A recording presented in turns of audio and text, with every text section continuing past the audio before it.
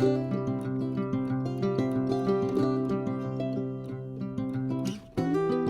up, guys? Welcome back to Mojo Homestead.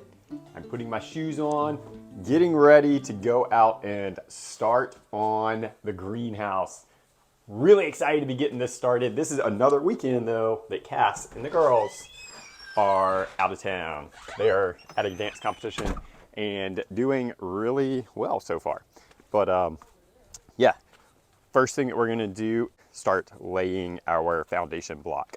So we're gonna do kind of a series on this and just like the progress of building it. I am kind of learning this as we go. So, you know, we're gonna figure it out together, but I can grab my pickaxe here. We'll see how this goes. So yeah, we're gonna have some videos coming up and just the process of this thing. And I mean, some of it is gonna be us just figuring out as we go. And that's just the reality of it. But I think that that's how a lot of homestead projects go. What we're gonna do is we are going to put in, we got concrete block and we're gonna dig those down. They're basically gonna be kind of frame in our base, and then we're gonna do a crush and run base that this thing's gonna sit on. Need something to get it level and to hold all that stuff in. So here we go.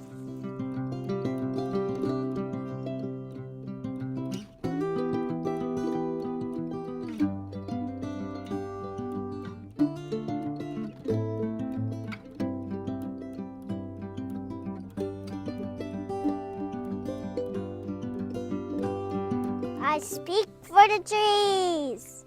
You speak for the trees? All right. Yeah, Joe's our tree ambassador. He always questions me when I cut down trees. You've learned well from the Lorax. Good job. Don't growl at me.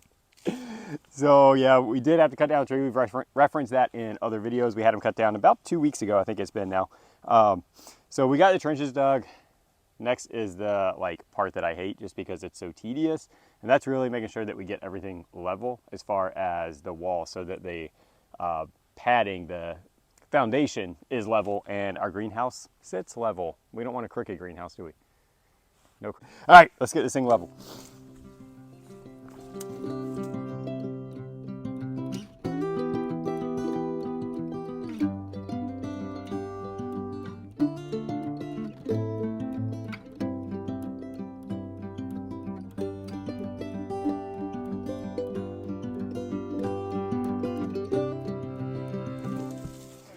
So yeah, we are filling those trenches back in.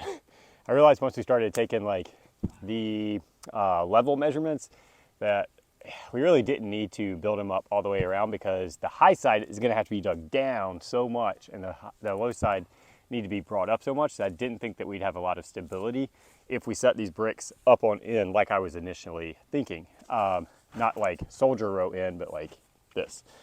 So what we're gonna do is just lay them flat on that low end and then dig out on the high end and not really use bricks because it's going to have the earth to hold it in. Ideally, when you're doing like a foundation, yeah, you would want to use like crush and run or something like that as the base to these concrete blocks, but they're not going to be holding any structure. Their sole purpose is just to create basically like a retaining wall to keep the crush and run in, because the crush and run is what is going to be the foundation of this greenhouse. That's why we dug a trench and then filled it back in. So we're gonna keep on doing that. The next phase is once we get this dirt compacted as much as we can that we had to fill back in, we will start laying those bricks and making sure we get them level because that is what is going to be key to make sure that the rest of the project goes quickly and smoothly. If we don't get this right, then it could cause some major problems and extra work down the road.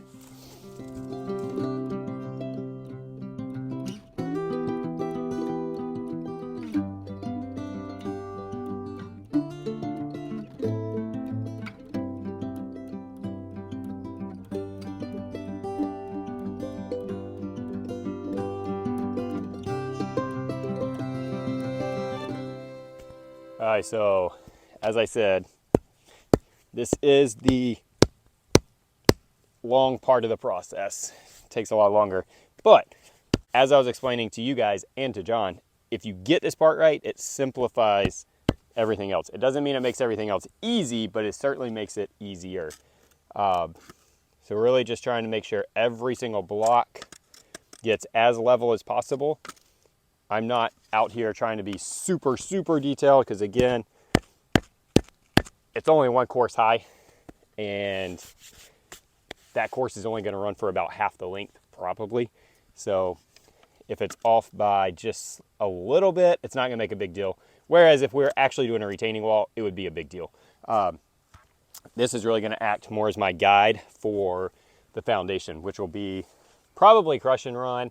I haven't decided if I'm going to do that or just the really small kind of pebbly gravel. Both of them would really work for what we're doing. The gravel, smaller gravel, is going to be a little bit more permeable, so water will fall through it and flow through it a little bit better, which could be a benefit with the greenhouse, but you do still want that humidity, so you do want something that's going to hold a little bit of moisture and be able to release that so it doesn't completely dry out everything, which crush and run is going to hold a little more water because it's got those finer particles in it. The other thing I'm curious to see is we may have to go one more course, meaning one more block high. So we'll see. Work-wise, I don't want to have to do that, but aesthetics, it would be a little bit more dramatic and a lot cooler looking. So we'll see. I'm 50-50 on it. Since Cass isn't here, I'll go ahead and mix in the highs and lows into this video. One of my lows is that right there. I'm not going to show you my one finger because it is the middle one. But yeah, when I was loading these guys up, the last one that I put down into the truck smashed the end of my finger. Probably going to lose that fingernail. I'm counting on it. Not permanently, but you know, it's probably going to fall off. It did not feel good at all. It took me a moment to have to like sit there, let the pain reside a little bit before I could even drive the truck because it was a pretty nasty hit. It wasn't even a hit. It was just like it was a hit, but it was like a squeeze also. So last time that happened, I did lose my fingernail. Last time it happened, it actually was a lot worse. It was when I was in college, I was moving some rocks for my grandparents and same thing, loading them into the back of a pickup truck that I had at the time. And one of the last ones smashed my finger and actually could not sleep that night because I was so nauseous and it was in so much pain. That one, it smashed it on the backside and just built up so much pressure on it that it was excruciating. Went to the doctor the next day. They're like, yeah, we need to drain this because the fingernail was still attached to the bed for most of it. It was just up there where it comes off the cuticle, and that had been dislodged. And so it was just like basically slowly pulling my fingernail up and slowly like dislocating it from the rest of the bed. And that's what was causing a lot of that pain and that pressure. So once we got the holes drilled in it and eliminated that pressure, it was no big deal. And the fingernail ended up just kind of working its way off, healing and growing back. So thankfully this one was not as bad. It hit the tip of it. So I would definitely say that that is my low this week. We also had our invisible fence. The collar stopped working on Peanut, who is the alpha dog. She figured it out, and so she's been escaping the boundary and going off for nightly adventures, which is not good because we have some neighbors. Even though we're out in the country, we have neighbors that will hold strictly to the leash law that our county has, which means all dogs have to be contained. So that was a little bit stressful. We were locking her up, but there were some nights where she would leave before we would get out there to lock her up, and then, you know, just the stress of that. But the collar came, got a new one, it's working great. She is now confined again and cannot leave. So that's good. Before I smashed my finger, that was my low for the week. So definitely had some lows this week, for sure. So you guys, if you've been with us a while, know that we have the tea garden, which is kind of herbal teas and stuff like that. But what we have not talked about is how not everything in there is used for tea. Everything in there can be used for tea, but we don't use everything in there for tea. One of them is yarrow. Yarrow makes a great tea for several different things. including one thing that doesn't apply to me or any male for that matter, but it can be used to relieve some of that pain and discomfort that comes every month for women. But one thing that we use it for fairly frequently when needed is it is a coagulant. So it causes blood to clot. And that is what I put on here because it was not stopping the bleeding and just on its own. And so you basically just kind of pick some, chew it up, mash it up, put it on your wound. And in my experience, a wound that's having trouble clotting, within a minute of getting that yarrow on there, it's gonna clot.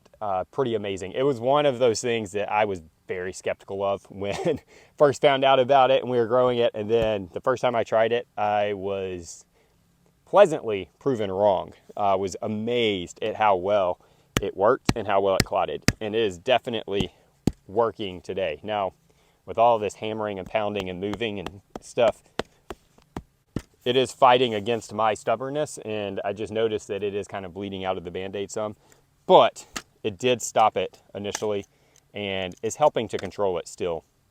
Love having yarrow in the garden for that, and if you're not growing it, I would definitely strongly recommend you growing it. Really just, I mean, if nothing else for that reason. It is a great medicinal herb, super easy to grow, at least here in South Carolina. It is one that is, you basically can put it in the ground as long as you get it established. It's going to do great. It does kind of not aggressively spread like mint, but it will continue to kind of multiply itself. Really pretty flower, great for beneficial insects, so it's a good one to have around the garden. It's got flat flowers, if you're not familiar with it, that a lot of those parasitic wasps and other beneficial insects like that like to kind of land on. You need help opening it? I already opened it. You already opened it. Yeah, but I closed it. I opened it barely. I opened it halfly so I could close it. Halfly? Yeah. And you can close it? Yeah. Cool. Is it yummy? Joe, last night at his game, got a fun drink. It is definitely one that we do not buy. One of those is loaded with sugar and food dye and everything else. I'm sure there's absolutely nothing natural in that thing. But I told him, because it was late when we got done with the game, he is not going to drink it after the game. I said, you can save it for lunch today. And he did. So I'm sure he likes it. I mean, what kid doesn't like overly sweet and sugary drinks, right? That are fun colors. I'm gonna get back to work because I've really got to start digging out these because we're getting pretty low to the ground. So time to put you guys back on time lapse. I think I'm gonna have to take this one out.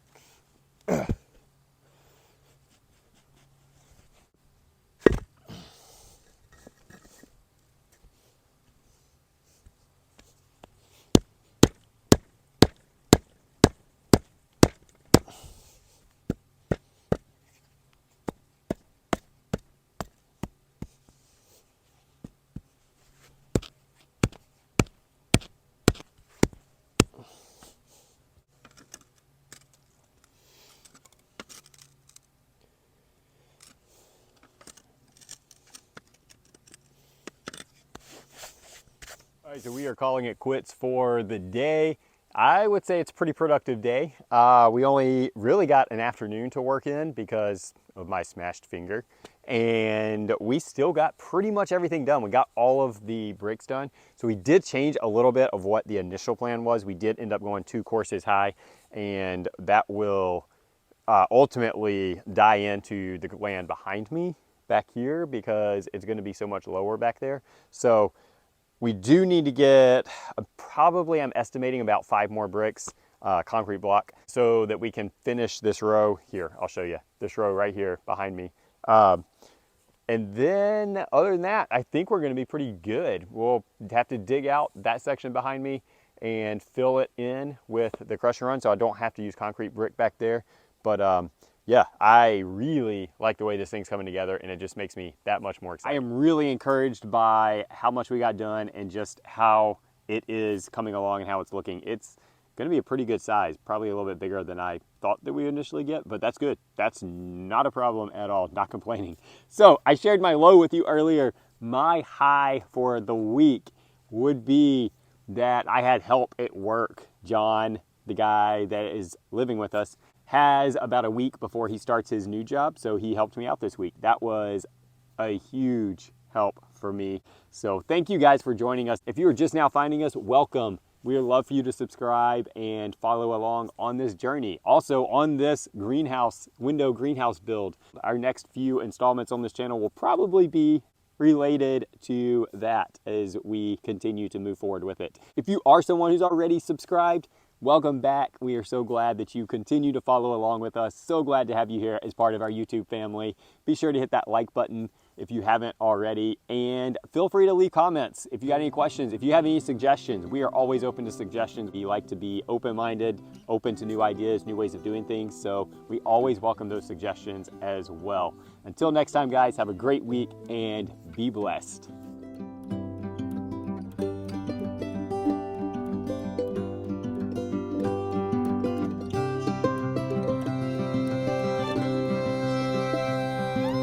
Thank you.